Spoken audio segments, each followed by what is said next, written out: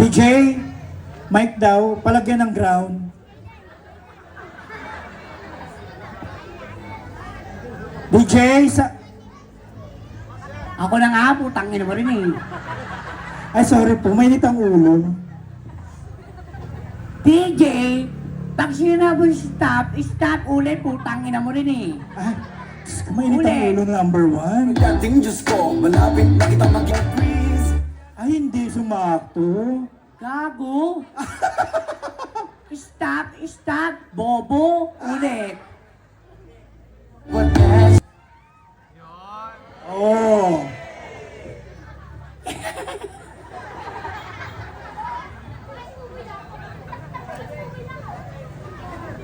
Please, quiet. Pag sinabi kong quiet, quiet, you understand? Yan naman. Barangay, anong barangay to? 334. Bakla ka. Taga dito ako. Barangay 133. 334. Ate. Bakla ka, tanga. Gago. 334. Barangay 334 sa lahat ng mga kalalakihan. Kung ako na lang natitirang babae sa mundo, patakasalan ninyo ba ako? Uulitin ko! Barangay 1334 334 sa lahat ng mga kalalakihan, kung ako na lang natitirang babae sa mundo, patakasalan ninyo ba ako? Nagmamakaawa na ako! Wait lang kasi, putang ina mo rin eh. Sa lahat ng mga kalalakihan, kung ako na lang natitirang babae sa mundo, papakasalan ninyo ba ako? Hindi wag. Lahat ng idol ko namatay na. Si Kobe Bryant namatay. Si Mahal namatay. Si Susan Roses namatay. Candidate number 2, 3, 4, 5, 6, 7, 8, 9, 10, 11. Idol ko kayo. Sana mamatay na kayo ang putang ina nyo! Ay, hindi pumalakpak! Kamukha ko! Ay, hindi umiyaw! Masusunugan ng bahay!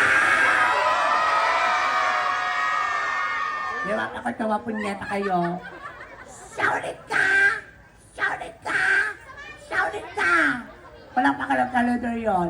Opo! Ako nga po! Ako taki! Paus na. Wala kang pakailaw mo. Sorry ka po. na. Opo! Ako nga po! Ako taki! Ganda eh. Seryoso na kasi. Kapag ako natalo ate, pag-inggit, pikit. Cherry! Serious lang, serious lang na kasi. Ano? Opo, ako nga po, ang babae, nag-viral sa Facebook ng Kiyomi, nag-viral naman ako sa Facebook ng Renee. Opo, ako nga po, ang babae, nag-viral na hulog sa stage naka-swimsuit. Opo, ako nga po, ang babae, nag-viral sa TikTok girl. Opo, ako nga po, ang babae, ang jowa ni Alden Richard. Ganda. Bakit nag-share mga punyeta kayo? Miss Maine, Yaya Drugs, Mendoza, at ay walang sasabihan, tatlo lang ang masarap sa mundo.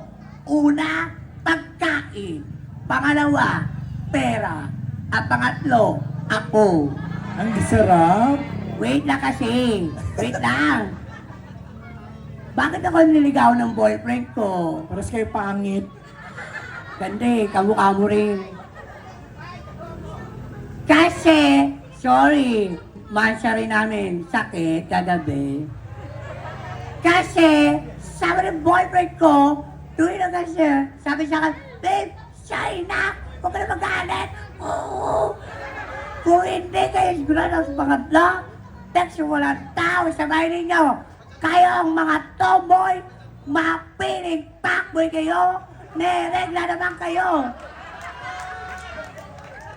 Tomboy, Charis. Charis, nakakatuwa lang, tomboy, nyeta ka. Hindi naman ako sikat. Ang pangalan ko kalat, isang baklang pakarat, nakasubo ng burat. Bantay Bata 160, kami mga bakla, Bantay Chupa 150. Judges, tama na kasiyahan. Tumakong may sitwasyon. Bakla o charing-charing, anong pagtawag namin, tagahanga ko lang kayo. Judges, number 1 ako sa ngayong gabi at lalaban. Judges, hinahamon ko ng mga candidate, burahan kami ng makeup ngayong gabi. Sino ang tunay ng Miss J Pangkalawa? Maraming salamat po. Ika'y nandyan walang paglag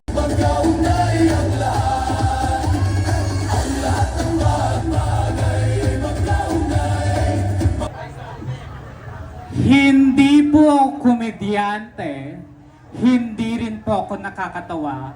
Lalong-lalong hindi ako gagamit ng bastos at malalaswang salita upang palakpakan at hiyawan lang ng madla dahil kahit anong sabihin naming matatanda, kahit mali, ito'y magiging tama sa puso't isipan ng bata. Kaya naman po kung kasalanan ko po ang pagiging bakla at pagkakaroon ng pangit na muka, ngayon pa lamang po ay humihingi na po ako ng kapatawaran. Ngunit kung kasiyahan naman po ang batid namin dito sa barangay niyong nasasakupan, pwede po ba akong manlimos ng masigabong palagpakan? Marami pong salamat. A girl standing before you is so fresh, indeed innocent, just only 21 years old is stunner. I'm truly all the way. From the Bebop Pit Senior is celebrated, and Lakbayaw Festival is originated. From the home of the generous people of Tondo, Manila. My real name is Miss Kimberly Quinones, but tonight, this is a pageant. Please me to allow me to stand by the name of the one and only, the most famous TikTok influencer, Miss Kipay. A girl standing before you is studying at Universidad de Manila, taking Bachelor of Secondary Education, major in Physical Education, and I am humble to say, I am consistent Dean's Lister. Totoo po yun. At nagiiwan po ako ng isang katotohanan. Ang tao nagpapakataas ay siyang ibinababa. At ang tao nagpapakababa ay siyang itinataas because we are born to be true. We'll never ever be to be perfect. Judges, mark my number because I will give you a best show and a night to remember. Thank you so much. Jerry Hammond candidate number 2. ay magkaugnay.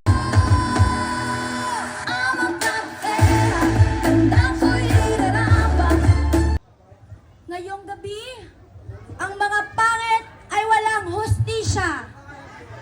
Pag pogi ang nakabuntis, gusto ng magulang, ipakasal. Pero pag pangit ang nakabuntis, gusto ng magulang, ipakupatay. Nasaan ang hustisya mo? Mabuhay mga pangit! By the way, God, it's so creative. Kaya binigyan niya ako ng mapungay na mata. Matangos na ilong. At kissable na mga labi. By the way, my name is Julia Barrera and I'm home of Beauty Queen Award, Blooming Tree, Santa Cruz, Manila. Thank you, judges. This is my costume. Kalapating mababa na lipad. Thank you.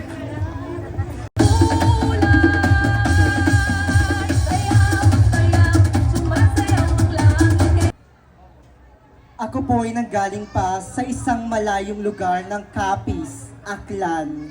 Ang nanay ko po ay isang mangkukulam. At ang tatay ko naman po ay isang mambabarang. Kaya paalala lamang po sa isa, 2, 3, 4, 5 nating mga hurado. Konting pagkakamali po ay iwasan at sana'y gawing patas ang labanan dahil sinisigurado ko pong lulusubin kayo ng aking mga kinakapatid na nasa likuran na purong mga aswang. At para naman po sa host, organizer at tabulator, siguraduhin nyo pong ako ang inyong number 1 dahil sinisigurado ko pong lalapain kayo ng aking mga handler na nasa likuran na purong mga tikbalang. Joke lamang po, alinsunod sa advokasya ng LGBTQIA+ Pilipinas. Kaisa ho ako sa batang baklang patuloy na lumalaban, naninindigan para sa aming pantay at malawak na karapatan, at para naman po sa mga iilang naniniwala, tuluyang may isa sa batas ang patuloy po naming ipinaglalaban. Kaya't maaari po ba akong makahingi at makalibos ng isang masigabong palagpakan? Maraming salamat po. Sa layo pa ho ng aking pinanggalingan sa mga iilang pagsubok ng aking idinanas, narito ako sa inyong harapan, hindi upang laitin kutsay ninyo inyong pagtawanan, dahil ngayong gabi ho, ako po ay magiging isang parte at pahina dito sa barangay ng inyong nasasakupan. Pati ko pong pawang matatalino, edukado, intelligent, professional ang ating mga hurado sa gabing ito. Kaya sa ilang kandidata, ibigay ho natin ang pinakamataas na antas ng respeto sa ating pagpapakilala. By the way, my real name is Carl Joshua Salonga. I am a 19 years old stunner, who's surely all the way po pasquinated, majestic way, beautiful place from the home of the generous people of Tondo, Manila. Yes, I am a third-year college taking Bachelor of Science in Industrial Technology, major in Food Tech at Iris, Manila. And I am humbled to say to all of you that I am consistent, Dean's Lister. But tonight, hayaan niyo pong hiramin ko ang pagkababae na minsan na pong lumunok na bato at minsang tinanghalan bilang isang Darna. Hayaan niyo pong hiramin ko ang pagkababae ni Miss Angel Locsin. Angel Locsin na nag-iiwan po ng isang katotohanang kasabihan na ang Miss Gay pangkalawakan po ay kahit kailan ay hindi lamang po inilikha para sa katawanan. Bagkus kaming mga baklang hindi nabiyaan ng physical na kagandahan, ngunit kaya po naming patunayan na kami po ay may lawak ng kaisipan, talino at talento na maaari namin maipamahagi sa sangkatauhan. Once again, I am your candidate number 4, and the national costume that I am wearing for tonight was truly inspired from the Santa Cruzan Festival of the Philippines, from Santa Cruz, province of Laguna, and from the emergence of the bisexual community. Say, I love you all. Thank you so much po.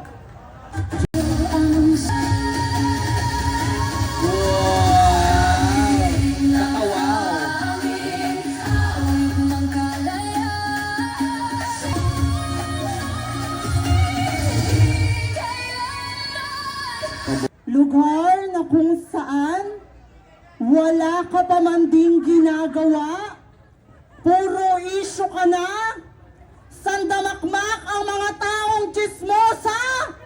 Saan pa ba? Barangay 334! Oh, tangay na, proud ha, mga chismosa ha. Sabi nila, makontento ka kung ano ang meron ka. Tignan mo si candidate number 1, kahit walang-wala na, nagsasabu pa. Candidate number 4, seryoso't naka-Diyos ka pala. Dapat sa prayer meeting ka nagpunta, punyeta ka. By the way, my